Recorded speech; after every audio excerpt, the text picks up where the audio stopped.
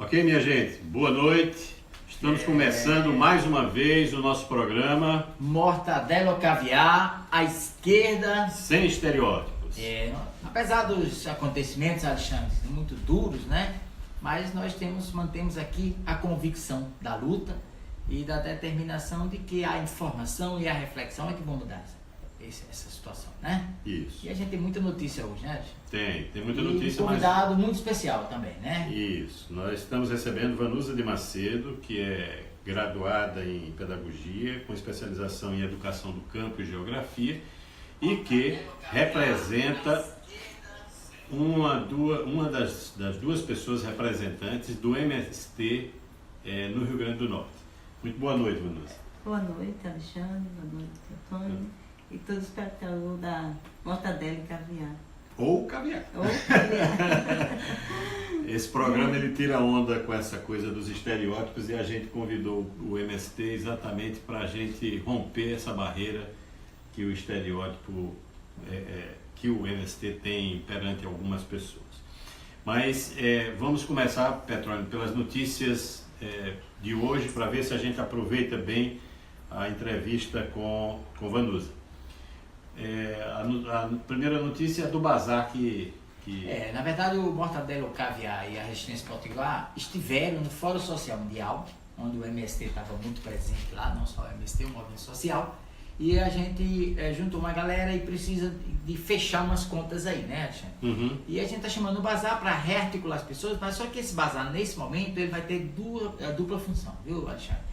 É cultural, é política, é um bazar da resistência, é o bazar Lula livre, tá? Você não pode perder, vai ser no Chorare. Acabou o Chorare, é um bar que tem em Ponta Negra. Ponta Negra, na rua ali do Salsa, ali perto do Taverna Pub, quem conhece Ponta Negra. E nós vamos arrecadar, o dinheiro que a gente arrecadar vai fechar algumas contas que a gente ainda tem. E o que sobrar, viu, Alexandre? O que sobrar, o excedente, nós vamos mandar para Curitiba. Porque Curitiba Pro acampamento da legalidade. Está precisando, né? Acampamento da Da democracia. resistência da democracia, de Lula livre, né? Então, a gente está convidando todo mundo aí, gente, compartilha. A gente já tem até um banner sobre isso e até uma página, não uma página não, um evento criado no Facebook. E é importante que vocês compartilhem, né? Aproveitando, Alexandre, para perguntar às pessoas se o áudio tá bom, se a filmagem tá boa, tá chegando legal aí. Diz aí embaixo aí, diz aí, tá tudo bem? O áudio tá legal? Isso. A outra notícia, que na verdade são duas numa só, envolvem governadores do estado, governadores de estado.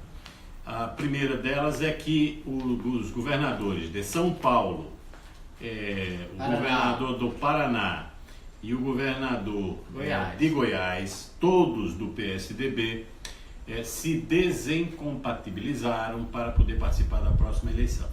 Um detalhe importante é que, primeiro, que eles são do PSDB, segundo, que eles todos são citados na Operação Lava Jato.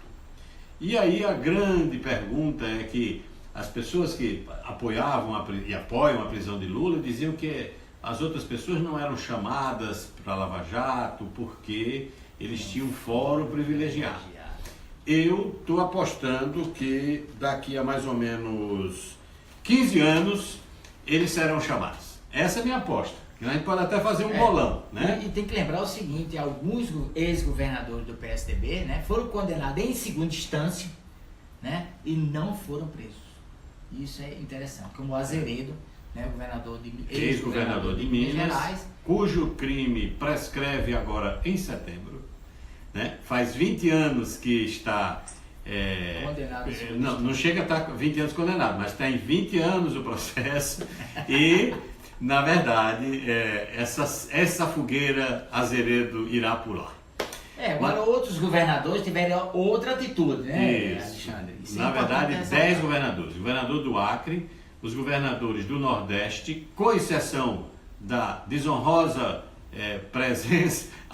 desonrosa ausência do governador do estado do Rio Grande do Norte, todos os governadores do Nordeste e o governador de Minas foram visitar o presidente Lula aprisionado, né, na cadeia em Curitiba. E aí aconteceu... Sequestrado. E aí aconteceu a seguinte coisa, é que o juiz não permitiu que houvesse a visita. Os governadores Obviamente não é uma visita simples, né?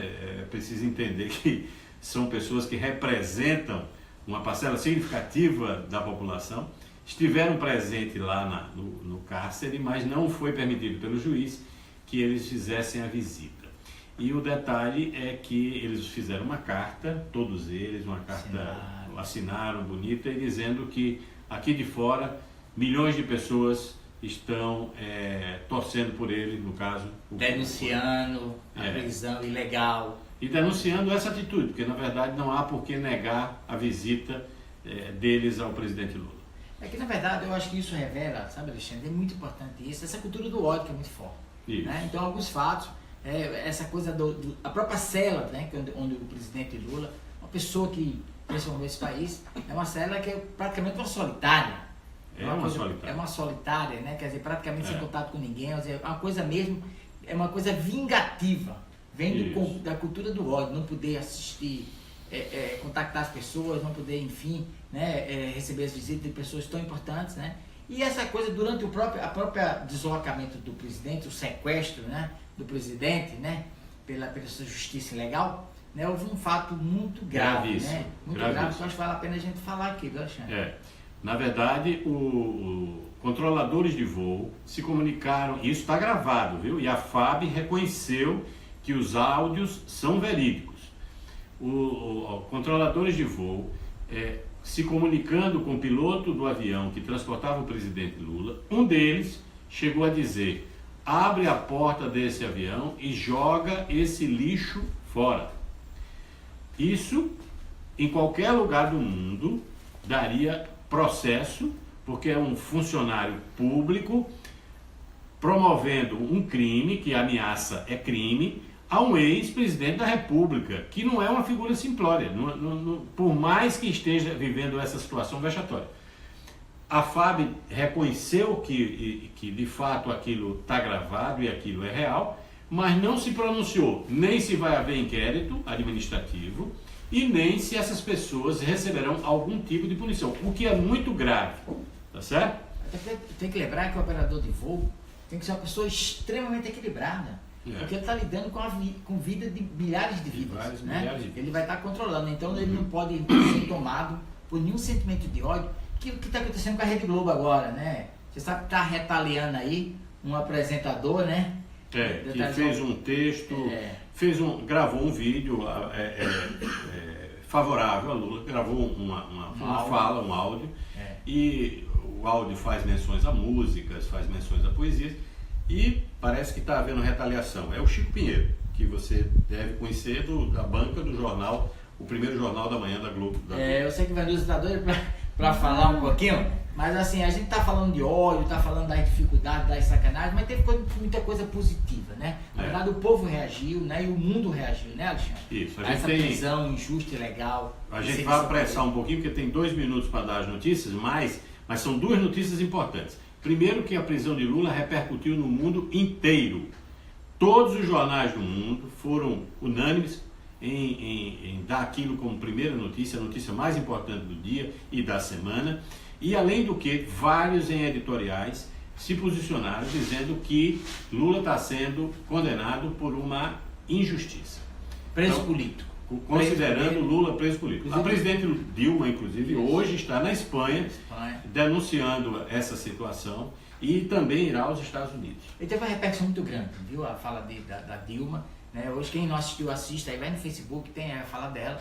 É uma repercussão muito grande, né? Na Europa, né? E agora nos Estados Unidos também, né? E a repercussão também da reação popular, né? Que ainda daqui a pouco vai falar com o Vanilson sobre a participação do MST sobre isso, né? Mas a reação popular que amanhã marcou, né? A Frente Brasil Popular, a Frente Brasil Sem Medo, né? Povo Sem Medo, né? Marcaram para amanhã um dia que marque isso, né? Que marque essa reação do povo, mais uma vez, né? Essa prisão ilegal, a injusta política do presidente Lula, né? E aqui em Natal vai ter também, viu, Alexandre? Isso, vai ser no cruzamento da Hermes da Fonseca com a da Salgado Filho, né? Que é a continuação da Hermes, da Salgado Filho com a Bernardo Vieira. O horário, não lembro se é 17 horas. É 16 horas, tá? Inicialmente 16 horas, 17 horas eu acho que é a hora que está começando mesmo. Você não pode perder, hein, gente? Não adianta ficar indignado em casa, sentado no sofá. Quem quer participar, participe. Quem porventura não quer participar, tome outro destino, porque nesse local o trânsito vai ficar impraticável. E aí pode compartilhar, né? Vai estar tudo aí, chamamento. Tem um evento também chamado para isso, viu, gente? Não deixe de participar. Vocês têm que ser proativos. Esse é o momento que exige de todos nós a proatividade. Isso. Vanusa, boa noite mais uma vez. A gente tem o prazer e a satisfação de contar com você aqui hoje. Mas como a gente vai tratar do MST, e o MST é um movimento que tem uma história, tem uma tradição, tem uma organização, e a maioria das pessoas não conhece, a gente pediria a você que na sua primeira fala você pudesse fazer um pouco da história do MST, e como ele se organiza, como é que vocês, inclusive estruturalmente, como é que vocês também se organizam, para que as pessoas passem a conhecer, porque a maioria das pessoas só opina sobre o MST, mas nunca ouviu falar por alguém do MST o que de fato o movimento é. Boa noite, Alexandre, mais uma vez, Antônio, e todos os espectadores da Mortadela ou Caviar. Assim, no caso, para nós é uma grande alegria, participar também do programa, e poder falar um pouco também do movimento, do MST, e também dessa conjuntura que nós estamos vivendo hoje, do que vocês já relataram, dessas notícias aí. Eu já vou iniciando, que assim, algumas pessoas perguntam, por que o MST saiu da luta, da pauta que a gente reivindica. Iniciamos agora a Jornada Nacional de Luta, agora no mês de abril, que a gente diz o Abril Vermelho. Iniciamos fechando as rodovias, com todo esse desmonte que está aí, dentro da questão da reforma agrária. E aí, assim, iniciando a nossa história, como você coloca, Alexandre, o movimento hoje ele está em 23 estados, nós estamos divididos em 23 estados, onde tem todo, iniciando o mesmo processo que inicia ele a nível nacional nos estados, ele também está a nível local. Hoje, onde aqui no caso nós temos a direção, temos as direções estaduais, as direções locais, e divididos por brigadas, dentro do movimento. Aqui no estado, a gente está dividido em 5 regiões. E dentro dessas regiões tem representantes também, que são dirigentes, que estão lá nas regiões, também tendo a mesma nucleação como é dividido o nosso movimento. E assim, no caso, a gente está... É um movimento que está há 32 anos aí na luta, ele tem todo um histórico, e isso não quer dizer que nós iniciamos, a gente deu continuidade aos lutadores que vinham das ligas camponesas, todo esse pessoal vinha de Canudos, a gente só damos continuidade à luta. Nós não somos os primeiros pioneiros, A gente veio dando continuidade ao processo da luta pela terra, onde a gente sabe que todo o histórico passado dos companheiros que foram tombados, lutando por um pedaço de terra. E quando as famílias realmente decidiram, os trabalhadores se reuniram há 32 anos em Cascavel, pensando como formar esse movimento. Ali tinha um grupo de trabalhadores, onde veio trabalhadores de várias categorias, quilombolas, indígenas, onde foi pensado em criar esse movimento. E aí, há 32 anos, estamos aí organizados em 23 estados. Surgiu em Cascavel, no Paraná. Isso, no caso, ele está ali, onde a gente fez. Mas o que explica e precisar existir um movimento para reivindicar a terra num país tão grande como esse? Por que isso acontece, na visão de vocês? Olha, a gente sabe que o que aconteceu, porque assim, a concentração de terra na mão de poucos, e aí tantas famílias aí sendo expulsas do pequeno pedaço de terra, e ficou aí os inchaços para a cidade. Foi onde a gente começa a despertar, os trabalhadores começam a despertar, que ali eles estavam perdendo. Aí com a vinda também da questão do maquinário, da questão de todo um processo que vem para o campo, desde a questão do período que vem a questão dos maquinários, e aí vai expulsando o homem do campo, com toda essa estrutura que vem aí, esse desmanche que vem para o campo.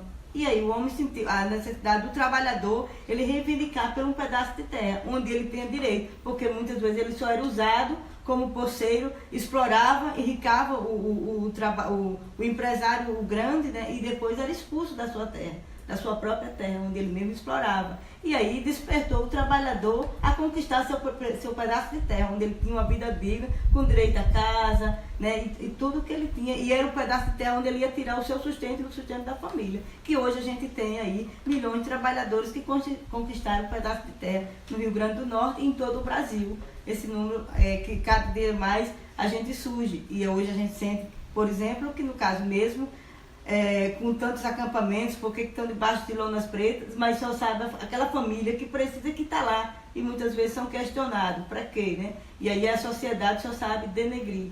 Mas tem famílias hoje que nós temos a realidade no Rio Grande do Norte, que mais de 13 anos tem famílias debaixo de uma barraca. É uma vida digna, eles estão lá lutando por um pedaço de terra, e é isso que no caso a gente está só para contribuir com essas famílias, né? Para que elas possam, hoje no caso, eu sou assentada, eu moro, tenho meu assentamento, onde hoje a gente, né, mora lá com a família, minha família, e tem vários companheiros que estão aí e conquistaram seu pedaço de terra. E quantas famílias estão aí debaixo de uma parcela de quem participa do MST já é possuidor de terra, mas mesmo assim, é assim que eu estou entendendo, você já é assentada, mas aí ajuda e colabora com aqueles que não conseguiram ainda. Conquistei já meu pedaço de terra, né? Exatamente. Mas aí, no caso, não pensei só em mim, no caso. Porque tem meus filhos que futuramente vão precisar, tem os filhos dos outros que estão lá no assentamento que também vão precisar, e quantos trabalhadores. E aí a gente sabe, por exemplo, quantos desses trabalhadores vieram para a cidade, e aí vieram só fazer os inchaços, né, da questão das favelas. Exatamente. E aí a gente começa a fazer esse trabalho, voltar esse trabalho também para essas famílias que estão aí, que muitos não foram, abandonaram o seu pedaço de terra que não tinha condições de trabalhar, né, nessa terra. Entendi.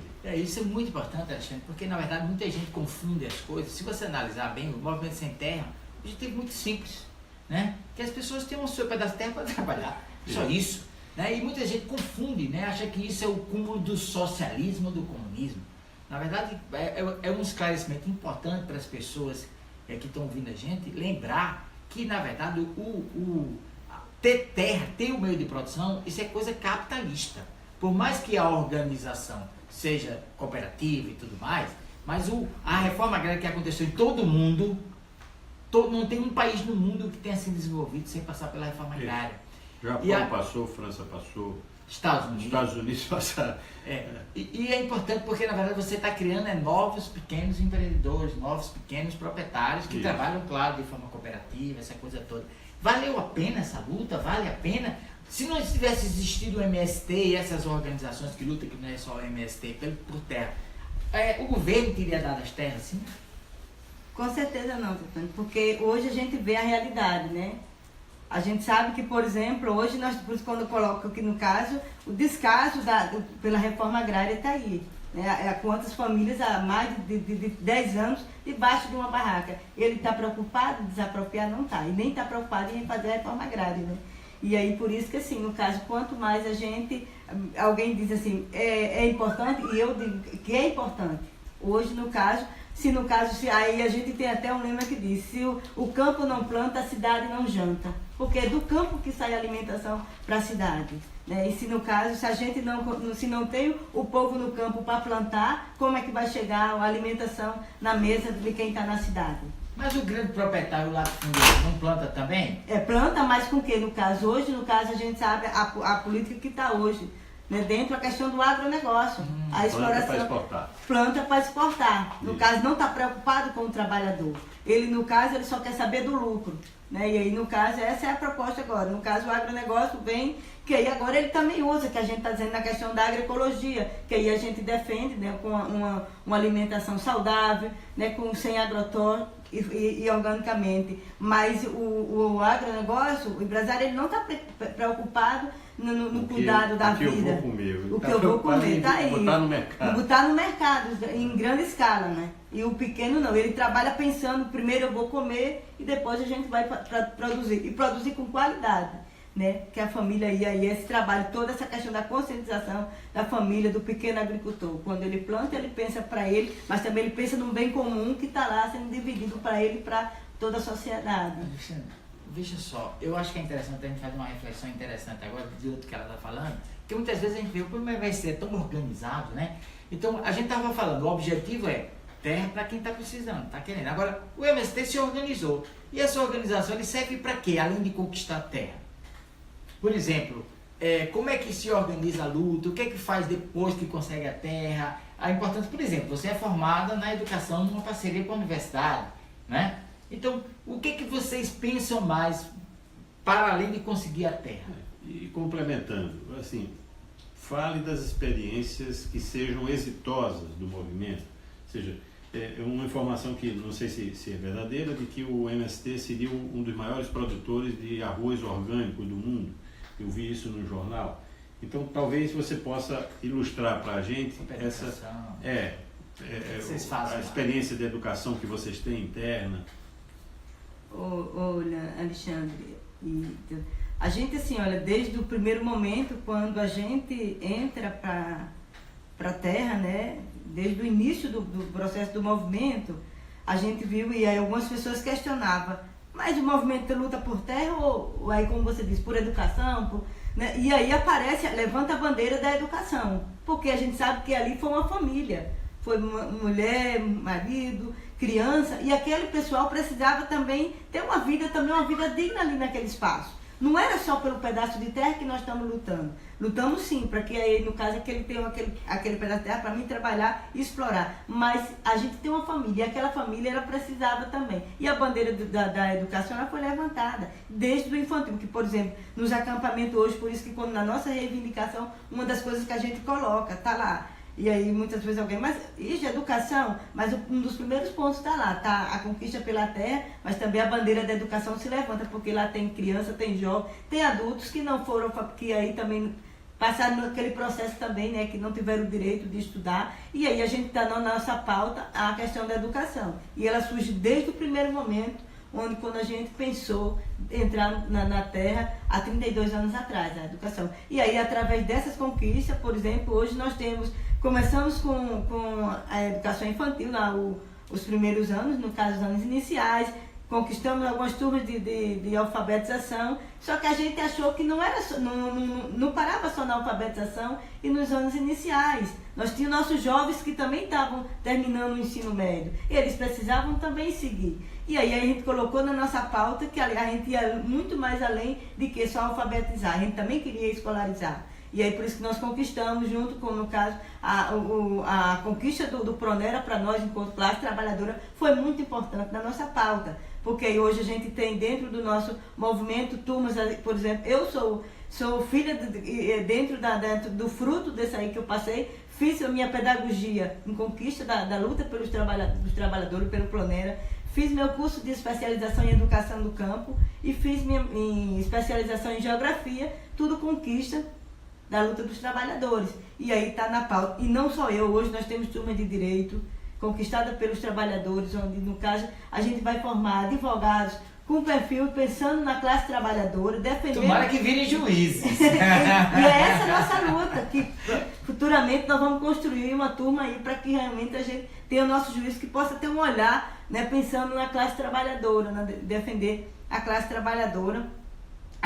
Conquistamos turmas de medicina, temos parcerias que aí a gente tinha até o governo anterior. Nós tínhamos um convênio com o governo de Cuba, onde mandamos vários filhos de assentados, e hoje nós temos no Rio Grande do Norte, filhos de assentados que fizeram medicina em Cuba, né? E aí não só no Rio Grande do Norte, no Brasil inteiro, onde o movimento está organizado, turmas de direito, pedagogia, informação em agroecologia, né? Tudo isso no caso, e foram bandeiras de luta, e o movimento não ficou no caso, porque a gente pensa que além da terra, a gente precisa ter todo o direito que aí a gente acha que a cidade tem. E por que só no caso na cidade tem que ter? No campo também tem, e as portas às vezes na cidade é fechada. E a gente foi uma conquista da classe trabalhadora, né? E por isso que a gente luta, e ela está na nossa pauta a cada instante, para que a gente possa, e pedindo assim, que no caso, a gente pede apoiadores, como professores da universidade, que também se juntem, porque a gente também depende da universidade, para estar junto com a gente, para que a gente possa colocar vários projetos, para que a gente possa ampliar esse número de jovens que não tiveram oportunidade de chegar à universidade. Ou seja, a lógica do movimento não é só a questão pura e simples de ter a terra e cada um se virar com a sua terra. É uma lógica de ter a terra, produzir alimento de qualidade e ao mesmo tempo criar as condições dignas para a comunidade como um todo. É assim que eu estou entendendo. Isso mesmo, Alexandre. No caso, a gente, essa é nossa, no caso, esse não é o nosso maior objetivo, não é? No caso, não, porque às vezes a gente não só limitar só a terra, nós precisamos, no caso, por isso que a gente luta por uma reforma agrária popular, no caso, né? Ampliada no caso, que não é só a terra que nós estamos lutando.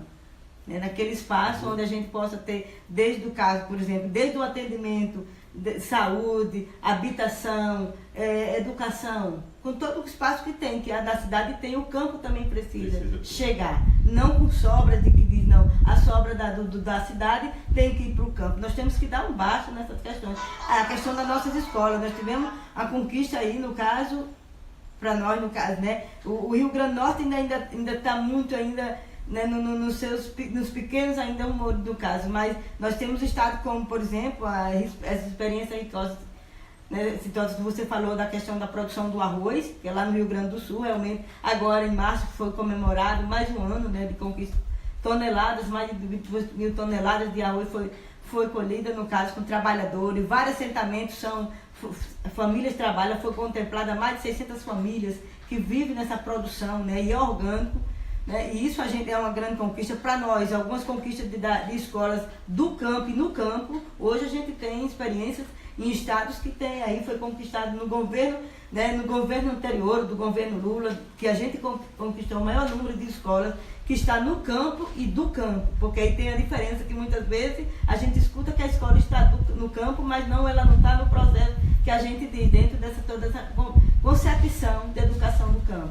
Né? E hoje uma das nossas grandes conquistas também, as agroindústrias também, que a gente conseguiu também em alguns assentamentos. Hoje no Rio Grande do Norte nós estamos trabalhando em 5 assentamentos, onde tem com a expectativa de fazer também essas agroindústrias funcionar dentro daqui do Rio Grande do Norte. Temos experiência na região de João Câmara, aqui na região de Macaíba, Ceramirim, né? E que a gente possa ampliar, né? Só que assim, no caso, por isso que quando a gente faz esse entrave dentro da reforma agrária, isso tudo entrava para o campo, porque o que mais sofre com todos esses entraves foi o campo, por mais que a cidade também, mas nós, enquanto todo esse contexto aí, né, o campo é que vem fazer, tem maior embate, né, para nós isso foi um dos entraves maior, né, que aí travou todo o processo da questão da discussão da reforma agrária, né, para nós isso foi... Vocês têm uma organização muito própria, né? E me parece que há uma preocupação, que eu acho que é interessante que as pessoas de casa possam ter ciência disso, e me parece que é uma preocupação na organização interna de ter paridade entre homens e mulheres. É assim que funciona? Isso. No caso, a gente, desde a discussão, né, que a gente tem, e isso começa desde a organização, como eu falei, né, desde daqui do local, né, desde quem está lá no acampamento, o processo do acampamento, né, porque a gente inicia a luta pelo acampamento e aí vem todo o processo. Depois do acampamento a gente vai para o assentamento, é o processo de desapropriação e conquistamos o assentamento. Mas a organicidade se dá do mesmo jeito. Que aí no caso a gente é organizado pela questão da nucleação, onde o homem e a mulher são coordenadores, né, no caso, desde os dirigentes nacionais, locais e aí com as direções nacionais. Todo o estado, por exemplo, temos um homem e uma mulher, questão da paridade. Ivanilza é representante feminina no movimento nacional, é isso? Nacional, isso. Enquanto Rio Grande do Norte, mas em todos os estados tem a mesma metodologia. Isso, no caso, não muda. No caso, isso é uma coisa que a gente também trabalha e dentro da nossa organização conseguimos fazer isso muito bem, desde os cursos, desde os nossos encontros, desde as nossas atividades. Alexandre, na verdade, isso é uma aula muito legal, né? A gente está vendo aqui o mundo real, né? A gente já conhecia um pouco disso, né? Mas é muito importante que a gente traga essa informação, porque há muita mais também nesse assunto, há muita desinformação, manipulação. Há muitos estereótipos. Muitos estereótipos. Mas, na verdade, assim, a gente ficou claro que a reforma agrária tem um objetivo, na verdade, de ampliar a capacidade de produção pelas pessoas, né? Tem um sentido de organização para que as pessoas sejam cidadãs, né? E tem uma outra preocupação, que aí eu faço o link com aquela outra questão que a gente vai abordar agora, que é a preocupação com o outro, né? Quando vocês falam que vocês não pegam, enche de agrotóxico, não faz a política de plantar maconha, de plantar soja para gado, mas sim plantar uma comida saudável e tal, mostra a preocupação do movimento, né, e de vocês com os outros, né? Isso explica a participação de vocês nas políticas para além do campo? Com certeza. Teotônio, né? Petrônio. Esse mundo não tem problema. No caso, com certeza, né? Na hora que, assim, enquanto movimento social que nós somos, no caso não estamos pensando só no nosso espaço enquanto movimento, nós também pensamos no outro, vai muito mais além. Numa conjuntura como essa, nesse momento, por exemplo, pela arbitrariedade que o Poder Judiciário usou, nós não seria hoje fechar os olhos enquanto movimento numa situação que está hoje o nosso país. Né? E porque aí alguém se pergunta por que o movimento hoje se voltou. E é um partido político? Não somos um partido político, mas nós defendemos enquanto classe trabalhadora, por exemplo, a pessoa do companheiro Lula, porque realmente foi uma pessoa que realmente teve, o trabalho dele foi voltado, mesmo, claro que nós temos também nossas concepções, mas ele fez um trabalho voltado para a classe trabalhadora também. Né? E essa nossa defesa, por isso que a gente diz o Lula livre, e está na nossa pauta também, porque isso, no caso, a jornada de luta iniciou, foi como eu coloquei, né? Iniciou a jornada de luta com o fechamento de todas as rodovias. E dentro da rodovia, quando fechamos a rodovia, uma das coisas que nós colocamos diante da situação que estava abrindo o Abril Vermelho. E não paramos, nós temos todo mês aí, como você coloca, essa chamada para amanhã, nós vamos estar junto também, né, amanhã, nesse ato importantíssimo para nós, dia 11. Nós estamos aí, não só aqui no Rio Grande do Norte, em todo o Brasil. No acampamento nós vamos estar presentes 24 horas e massificando cada vez mais, porque a gente acha e tem certeza que isso, no caso, tudo que está acontecendo, claro, agora vai fazer 22 anos, dia 17, faz 22 anos do massacre de Dourados Carajás, e 2 anos do golpe, né, que a gente sofreu. E aí o golpe não parou, só que às vezes, muitas vezes a gente analisava que o golpe parava ali com a retirada de Dilma. E aí foi se arrastando, e hoje chegamos com a prisão do companheiro Lula. Né? Cada vez mais a gente vê essa situação e a arbitrariedade que está acontecendo, que vocês relataram isso no início das notícias que foi dada, né? Desde a questão desse áudio, da questão de como foi o Poder Judiciário está agindo, e nós não fecharia os olhos diante de uma situação dessa. E por isso que nós levantamos a bandeira, enquanto sociedade, enquanto trabalhador, campo e cidades estamos juntos. Os massacradores de Eldorado são os que estão no poder agora? Com certeza. Aliás, o fato de estar completando 22 anos e os caras não foram punidos. Né? As pessoas de casa talvez não lembrem disso, tem gente que talvez não esteja associando. O massacre de Eldorado Carajás, 19 trabalhadores do campo foram assassinados em um movimento onde era uma manifestação.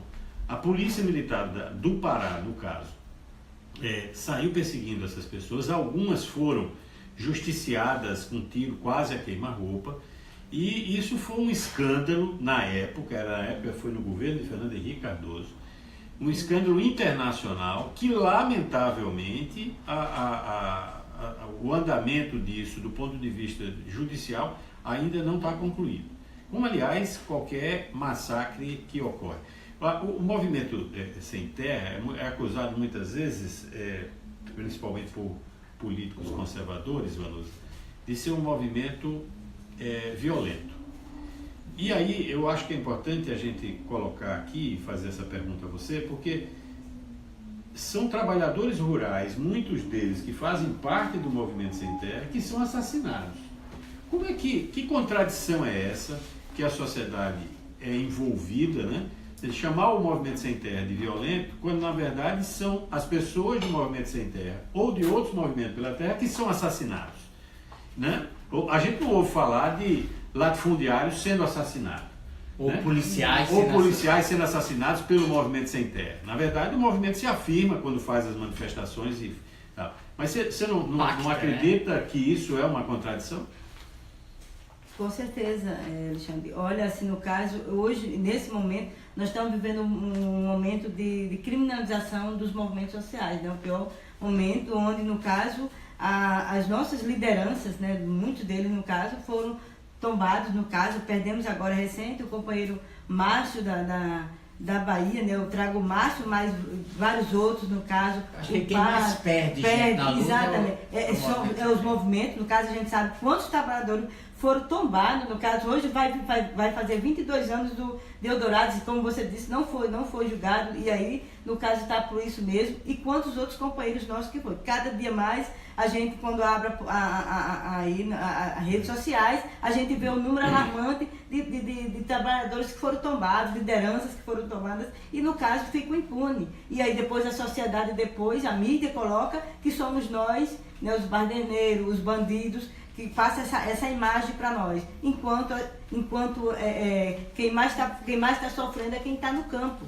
Né? Para nós é tão difícil assim, porque por exemplo, um trabalhador, por isso que quando tomba no caso a companheira Marielle agora, né? No caso de uma forma, e até agora nós não tivemos nenhum parecer de como é que está a situação. Na verdade teve mais mortes. Mais morte, teve exatamente. E tentativas de morte também, né? Houve uma tentativa do cara que organiza os grupos LGBT no Rio de Janeiro, tentaram matá-lo, e suspeita-se que seja a milícia, e 5 jovens de Maricá, que faziam movimento hip hop, também foram assassinados. Inclusive testemunhas afirmam que a milícia dizia claramente, aqui é a milícia.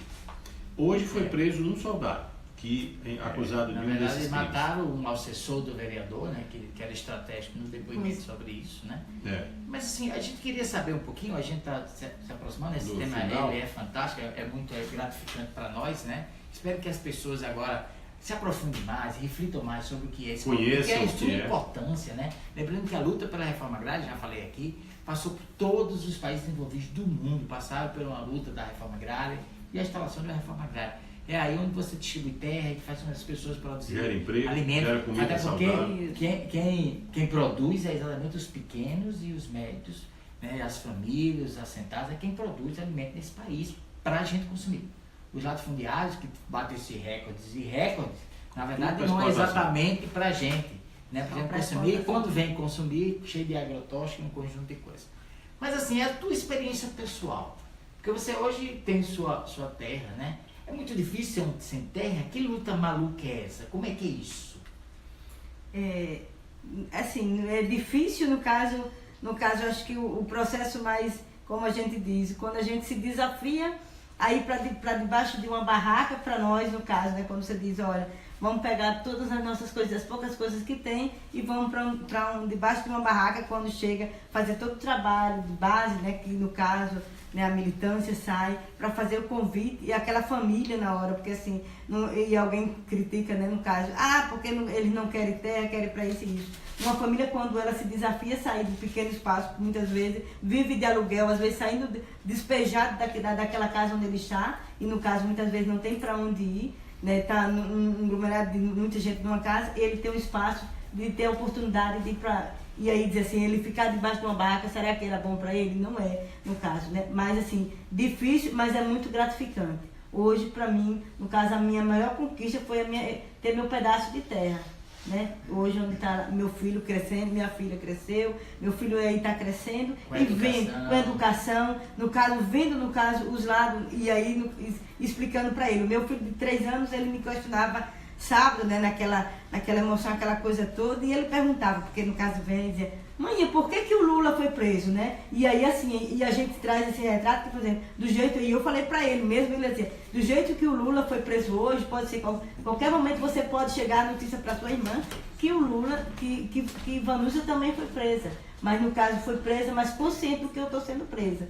Né? Porque às vezes somos julgados. E é uma conquista muito grande para mim ter hoje meu pedaço de terra. E foi lá de onde eu colhi meus frutos, né? Desde a questão, hoje, por exemplo, da minha conquista de hoje ter uma graduação, não foi mérito de Vanusa, sim, mérito, porque foi eu que estava ali. Teve seu esforço, teve meu esforço. Mas a luta foi pela luta dos trabalhadores. Quantos foram tombados, como perderam suas vidas, né? Num trancaço de BR, numa ocupação do INCRA, mas lutando por uma vida digna, não só para mim, mas para todos os trabalhadores. E vou continuar isso seguindo até chegar no caso, até o último dizer assim, todos estamos com um pedaço de terra e a reforma agrária está plantada no Brasil. Se eu parar, meus filhos continuam.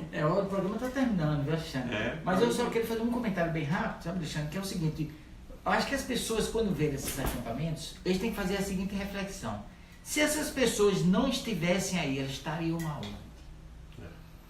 E essas pessoas que hoje têm suas terras, elas tiveram porque o governo foi bom, bondoso, ou porque o governo simplesmente se viu obrigado pela luta, pela força dos trabalhadores em ceder as terras onde hoje elas vivem.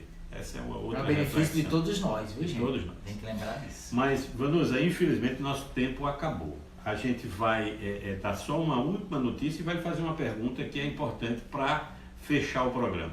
A última notícia é reforçar a informação que sexta-feira agora, dia 13, apesar de ser sexta-feira e 13, a gente espera que seja um dia legal, porque é o dia que a Resistência Potiguar, junto com o Mortadelo Caviar, vai promover o Bazar da Resistência lá no Acabou Chorar. Lula livre. Exatamente. Todo o arrecadado vai ser para fechar umas contas que a Resistência e o Mortadela teve durante o Fórum Social Mundial, mas o que foi excedente disso vai ser remetido para o acampamento de Curitiba, o acampamento, a Resistência Democrática que está havendo lá. Você é nosso convidado, o Acabou Chorar fica na Rua do Salsa, a rua lá do Ponta Negra. lá em Ponta Negra, lá do o bar mais conhecido que tem lá, Taverna Pub. E o Acabou Chorar fica nessa rua, é um bar muito agradável, vai ter música ao vivo. Música de qualidade, vai Música de qualidade. Você é nosso convidado. Mas você faz a pergunta, Tetrônio? A gente falou muito aqui em produção, né, de alimento e tudo mais, né? E a pergunta tem que terminar com ela, né? Mortadela ou caviar, companheira? Olha, nesse momento, falamos tanto em produção, né, em vida saudável, e nesse momento nós fechamos dizendo Lula livre. Ok, concordamos com essa opção. Para todos nós. Para todos nós. Agradecendo mais uma vez, né, Alexandre? Mais um programa. Exatamente. Mortadela ou caviar. À esquerda sem estereótipos. Até terça-feira, 20h30.